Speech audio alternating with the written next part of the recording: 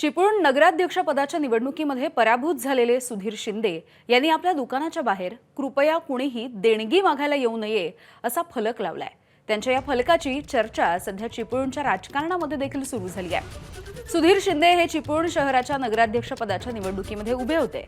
अनेक वर्ष सामाजिक सेवेमध्ये राहून देखील चिपळूणच्या मतदारांनी सुधीर शिंदे यांच्या पदरात 1050 पेक्षाही कमी मतं टाकली।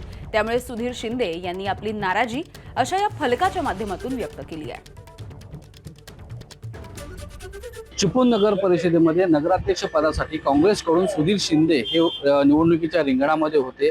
मात्र त्यांना 1000 मतांचाच टप्पा केवळ पार करता आलेला आहे। जवळपास 1048 मतांच्या दरम्यान त्यांना मतं पडल्याने त्यांचा या निवडणुकीमध्ये पराभव झाला आणि या पराभवातून नाराज असलेल्या सुधीर शिंदे यांनी आपल्या भाजीच्या मंडईच्या बाहेर अशा पद्धतीचा बॅनर लावलेला आहे।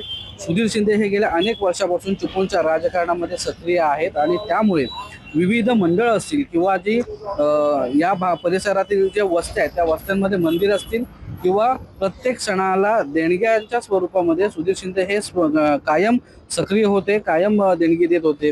मात्र नगराध्यक्ष पदासाठी काँग्रेस पक्षाकडून उभे असलेल्या सुधीर शिंदे यांना केवळ 1048 एवढीच मतं पडली आणि त्यामुळे नाराज झालेल्या सुधीर शिंदे यांनी सामाजिक सेवा जे करत होते ती सेवा कुठेतरी थांबवण्याचा निर्णय घेतलेला आहे। मतदानाच्या माध्यमातून लोकांनी मला नाकारलं याचं कुठेतरी त्यांना नाराजी आहे आणि त्याच्यामुळेच आपल्या ह्या भाजी मंडईच्या बाहेर सुधीर शिंदे यांनी स्पष्टपणे लोकांना एक मेसेज दिलेला आहे की कुठल्याही पद्धतीच्या देणगीसाठी ते आता उपलब्ध नसणार आहेत। कुठल्याही पद्धतीची देणगी देऊन लोक आपल्याला मतदान करणार नाहीत अशी त्यांची भावना आहे। लोक पैशाला महत्त्व देतात, कामाला महत्त्व देत नाहीत असं म्हणत त्यांनी ह्या अशा पद्धतीचा जो बॅनर आहे तो आपल्या दुकानाच्या बाहेर लावलेला आहे।